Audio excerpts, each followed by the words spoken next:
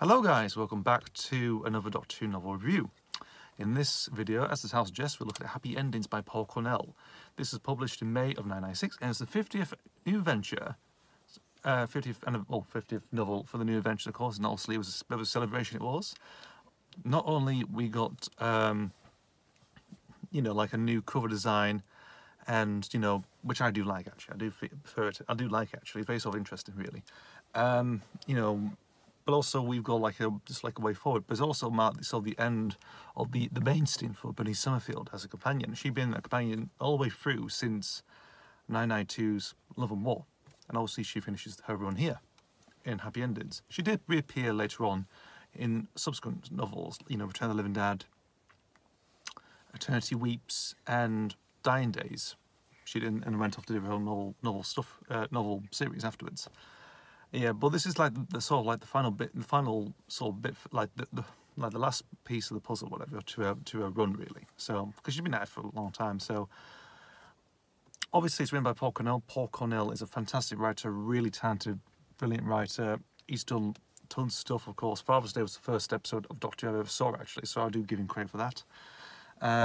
He's only ever done 2 television stories, of course. Well, yeah, 2 television stories if you count, count Human Nature Family Blood's 2-parter really. He's only done them 2. Shame he didn't contribute more, even though I think he was meant to do Moffat's run, but I don't know what the main reason was actually. I think he did sort of submit some ideas, but nothing ever came off the ground really. The thing with this novel is actually, through Cornell's interview stuff that I've read about this, is that it was sort of like just a joke actually. He was joking with Rebecca Levine about the Doctor carrying Bernice in a bloody wedding dress or something. It feels like that was just like a little joke, like tip of the tongue really. Obviously, but she liked it. Thought you can do it actually. But also since then, of course, Cornell was thinking like moving on from Doctor Who, of course, like moving on, finish writing the novels, of course, doing something totally different and carry on with something else. Because obviously at this point, of course, he did Time of Revelation, Love and War, No Future, and recently, and obviously Human Nature. Obviously, but he felt like he could have, he felt like he just wanted to move on, of course. But ended up writing this novel, of course, and we get Happy Endings, where it's sort of like Sergeant Pepper-esque cover, of course. Interesting enough, you actually, I think originally you can actually go and get a poster or whatever, but I've never seen any posters like of it since really. That might have been destroyed or dismantled or whatever. Obviously, do that time. If someone pops up on eBay or something, that'd be worth a fortune, really. So the story itself focuses on Jason Kane and Bernie Summerfield's wedding, of course, in Sheldon Boniface in 2010. The Doctor is collecting all guests that they've, random guests, of course, that have appeared for in the previous 49 novels previously. So you get people like Sherlock Holmes, Dr. John Watson, you get Ruby Duval from Iceberg, you get Hamlet Macbeth, you get William Blake as well from The Pit, strangely. Yeah, just a few odd ones there. I can't really tell through most of them really. I mean, there's quite a few. I guess I'm not too sure actually because I've never read those books really. On that front, Carry Out to Lethbridge Street. You also got the unit as well, the unit family of the Brigadier, Benton, Yates, and also Doris as well, who is seen in Battlefield, of course. She gets a little bit of moments of time in that one, of course. Indeed. So, and also a few people like the Packards, like Kitty and Katai, if I'm pronouncing them right, if that's the names. Some little blue octopus, if you've ever seen. Multiple Doctors as well. There's quite a number of Doctors. Like one, like same as the 7th Doctor, but like for a different point in time. And you got Maldrich from Birthright, who's actually a later incarnation of the Doctor, of course. He ends up coming out of a portal, murder a unicorn. Okay. Yeah, it's a bit strange. You've also got a few jazz singers as well. You've got the Isley Brothers, strangely in this film. You've got the punk band Plasticine. They perform a reunion, which appeared in No Future, of course, another Cornell novel. And you've also got these 2 jazz singers, these Solarian jazz singers. And it's like, yeah, that'd be interesting. So it's a bit of a mixture of different stuff.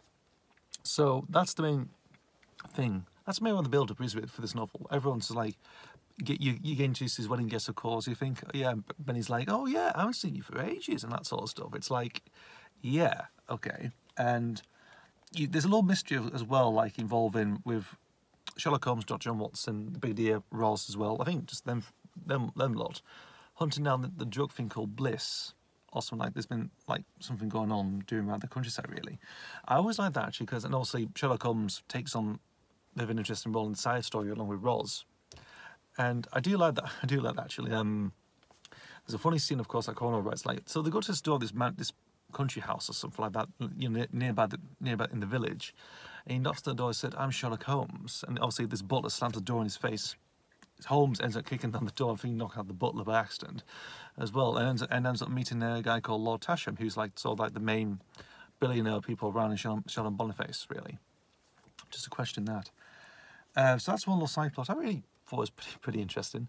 The Doctor is trying to keep the guests, you know, under control without killing each other. That's the main thing, along with Benny and Jason as well, who are I think at this point, of course, at some stages they end up bickering and fighting and trying to sort their differences out and everything else. And Jason ends up meeting Shane, Ace Machine, of course. She comes back on a time bike. You know, when last time I saw her was in Set Piece, and yeah, it's quite strange. When you look at it, it's like, you know, I saw this on a Facebook page, of course, and like, oh yeah, Ace has got this time bike thing. She goes around in time and space on a motorbike. It's like with Clara Oswald in a diner at the end of Hell Bent. It's like, not original ideas from there, actually. So it's, you know, so that's not original. If you look at it, you know, that's one of those things. Really, it's just like, too much parallels. What else is on here? I'm just trying to think what else. Again, it's been trying to think of a while. The Doctor with the Isley Brothers. Yeah, that's another interesting thing. So one of the Isley Brothers sees this jukebox. Of course, it has their name on it. It says Summer Breeze. Obviously, it's during the time when they haven't recorded it or anything like that. And obviously, the Doctor is trying to prevent them from trying to find out their future, really, and all that sort of stuff. Like, you know, it's like everything like you know, like trying to sabotage a jukebox to, trying to, you know. You look around for, like, you know, when they look through music releases, you think, oh yes, greatest hits and stuff like that, you know, like, remember that song? We don't remember that song. Remember that, you know, it's like that sort of thing, really, which I find interesting. There's also stuff to do with the taverns as well, like it's big on the inside, of course, like dimensional stuff, really. Ice Warriors as well pop on, do like they got like a surveillance thing with Unit at that point. And this comes down to the main sort of villain of the piece, which is the Master, who's actually who's returned. Now, the version of this Master is actually based on Basil Rathbone, the Sun Master he is. And obviously, he first appeared in First Frontier. He did appear later on in a Decalogue story called Housewarming in Decalogue 2. And obviously, this is his last appearance, really. He only ever had, like, main 3 appearances, really, which is sort of interesting, really. I thought they might do more with the Master. I just don't know, like... You know, it's like, you know, it seemed like they've wasted the opportunity to, but, you know, he only appeared in 2 stories, of course. But obviously at this point, at this point in this life, you know, it's like his body sort of losing his deterioration, sort of losing his regeneration cycle for the sun from First Frontier. And obviously he's decided to, you know, steal this thing called the Lumen of Rassilon's mouse, apparently. And... making clones or whatever, like some big gooey substance, flesh substance comes out underneath the sentient church of Cornell Sol. It's like, wait, what? It's like, yeah. Also, he's been a clone of Jason as well. Like, apparently the actual Jason's in the Doctor's old TARDIS from Bloodheat. That's in like Inherited by the Child. Like, you know, they sort of hang him in a hive or something, whatever, that sort of thing. And yeah, it's like interesting. You know, it's like. There's a lot of stuff going on. Like, again, you have to read the previous novels to get a clue on what's going on. I sort of read a couple beforehand. I read some of the later ones, of course. So I was like, yep. I'm sort of familiar with some characters. Like, you know, it's all right. But overall, I really enjoyed it. It's more of a comedy novel. It's like a comedy, wedding comedy thing, really. And yeah, it's just big down to the moments, of course, like with the cricket match, of course. The Doctor organises a cricket match with all the guests and everything else. He has to work with Hamlet's Macbeth. It's like, which the Doctor's disdain, but it's like, you know, Doctor, I'll step in. and everything. It's like, oh God, it's like in his soul way. He gets soul as well, that sort of thing, and it's like, you know, it's to do with Benny really. You know, it's Benny's wedding, of course. It's still to do with her and the Doctor. I always like there's little moments with McCoy's Doctor in here, of course. I mean, Paul Cornell writes him fantastic, you know, great, you know, fantastically because he gets the Seventh Doctor. He does.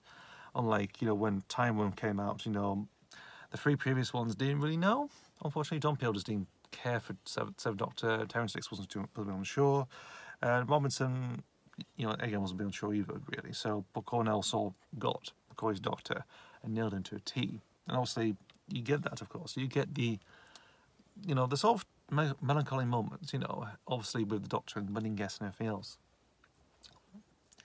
You know, the moment I always like is like when there's like limousines on the day of Benny's wedding, and you know the Doctor's there. It's like, to be fair, that sort of sums up like he's like a surrogate father to Benny, really, at the wedding and everything else. Like he's in gear and everything else, like wedding attire and everything else. It's like you sort of look at it. Of course, he's sitting next to her. Of course, it's like, you know, it's like pure, you know, again.